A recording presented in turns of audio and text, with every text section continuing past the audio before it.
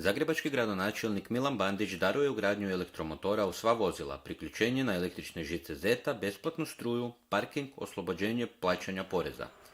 Velik je to doprinos ekologiji u glavnom gradu, a Bandić isto dogovara i s Ivicom Vrkićem, gradonačelnikom Osijeka.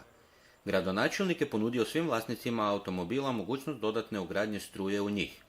I naravno, ugradite li ih možete računati na besplatnu energiju, na vožnju po žutim trakama, besplatna parkiranja na parkiralištima i gradskim garažama, na neplaćanje godišnjeg poreza na vozila i još sijaset beneficija.